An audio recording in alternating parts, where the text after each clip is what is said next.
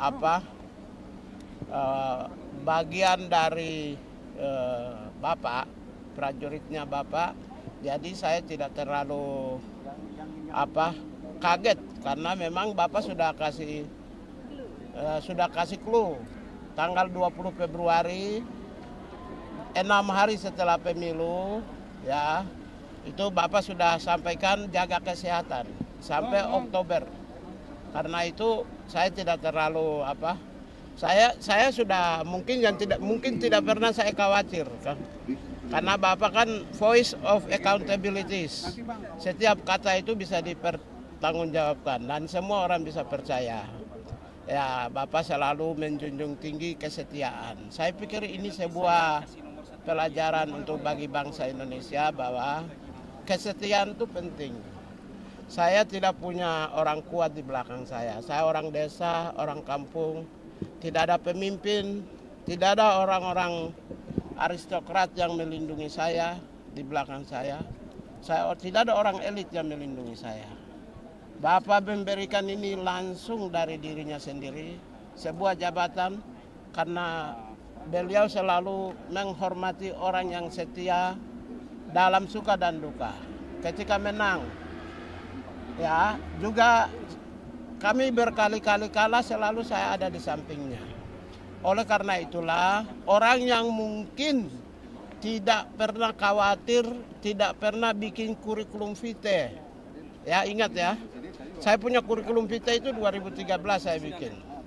Saya tidak pernah bikin kurikulum vitae. Terakhir baru saya mungkin sebulan lalu saya bikin. Karena saya tahu Bapak akan kasih dan Bapak sudah mengenal saya, Bapak Presiden. Saya kira itu, bagi saya itu, ini sebuah pelajaran bangsa Indonesia tidak boleh loncat kiri, loncat kanan. Ya, hari ini jadi teman, besok jadi lawan, tidak usah. Belajarlah kesetiaan dari orang-orang yang setia kepada pemimpinnya. Kedepannya untuk mengurus pelanggaran HAM di Indonesia bagaimana? Ya, Pak, dengan membentuk Kementerian Hak Asasi Manusia ini, itu sudah artinya Bapak Presiden telah mewujudkan apa yang tertulis di dalam Astacita nomor 1, yaitu menjunjung tinggi hak asasi manusia, demokrasi, keadilan, dan perdamaian. Dengan demikian, based on human rights, jadi seluruh kebijakan dalam sektor apapun itu pembangunan berbasis pada hak asasi manusia. Itulah yang sebenarnya.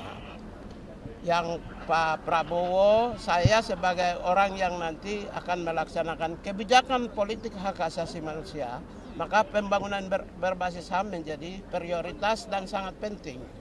Mau ingin melakukan kebijakan bidang A, B, C, D, E, F, tentu harus berbasis dan berpijak kepada nilai-nilai hak asasi manusia, nilai demokrasi, nilai keadilan, dan nilai perdamaian. Oke. Pak, saya perhatikan kan nggak ada sertijab, Pak. Agendanya kira-kira akan seperti apa, Pak? Atau ada acara lain, Pak, dari kementerian?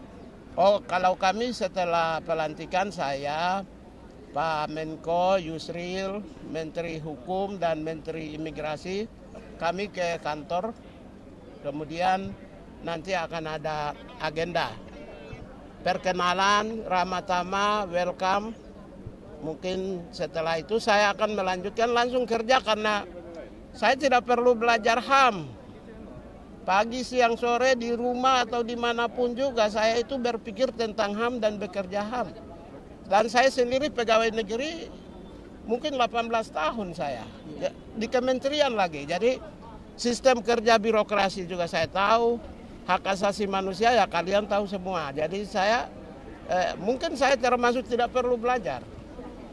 Ya, kebetulan para staf di sana juga akan memberi support yang kuat dan tidak akan mengalami kesulitan juga. Karena di sana Direktorat Jenderal Hak Asasi Manusia.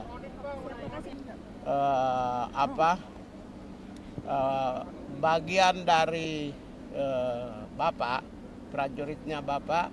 Jadi saya tidak terlalu kaget karena memang Bapak sudah kasih sudah kasih clue tanggal 20 Februari 6 hari setelah pemilu, ya itu Bapak sudah sampaikan jaga kesehatan sampai Oktober.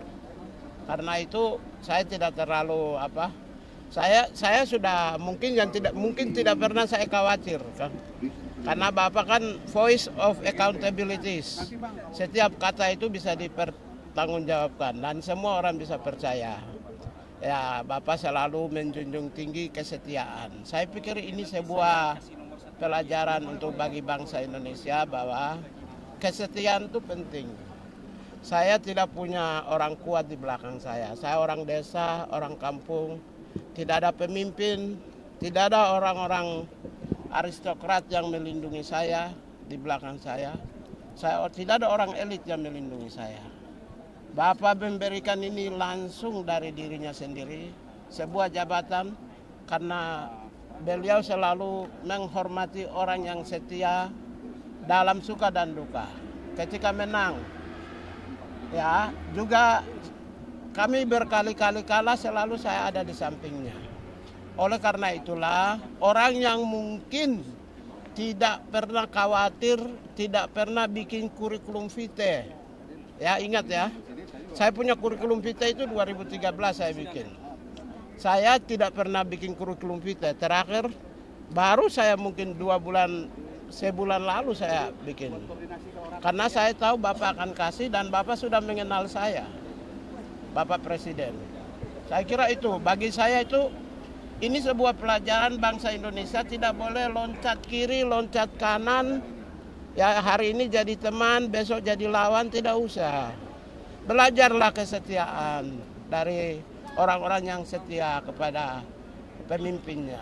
Kedepannya untuk mengurus pelanggaran HAM di Indonesia bagaimana Pak? Ya Pak, dengan membentuk Kementerian Hak Asasi Manusia ini, itu sudah artinya Bapak Presiden telah mewujudkan apa yang tertulis di dalam Astacita nomor 1, yaitu menjunjung tinggi hak asasi manusia, demokrasi, keadilan, dan perdamaian. Dengan demikian, based on human right, jadi seluruh kebijakan dalam sektor apapun itu pembangunan berbasis pada hak asasi manusia. Itulah yang sebenarnya. Yang Pak Prabowo, saya sebagai orang yang nanti akan melaksanakan kebijakan politik hak asasi manusia, maka pembangunan berbasis HAM menjadi prioritas dan sangat penting.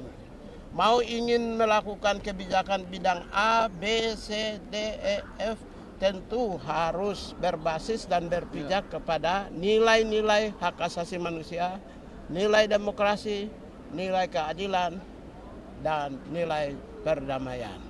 Oke. Pak, saya pelatihan kan nggak ada sertijab Pak, agendanya kira-kira akan seperti apa Pak? Atau ada acara lain Pak dari Kementerian? Oh, kalau kami setelah pelantikan saya, Pak Menko Yusril, Menteri Hukum dan Menteri Imigrasi, kami ke kantor, kemudian nanti akan ada agenda perkenalan, ramah tamah, welcome. Mungkin setelah itu saya akan melanjutkan langsung kerja karena saya tidak perlu belajar HAM. Pagi, siang, sore di rumah atau dimanapun juga saya itu berpikir tentang HAM dan bekerja HAM. Dan saya sendiri pegawai negeri mungkin 18 tahun saya di kementerian lagi. Jadi sistem kerja birokrasi juga saya tahu, hak asasi manusia ya kalian tahu semua. Jadi saya mungkin saya termasuk tidak perlu belajar. Ya kebetulan para staf di sana juga akan memberi support yang kuat dan tidak akan mengalami kesulitan juga. Karena di sana Direktorat Jenderal Hak Asasi Manusia.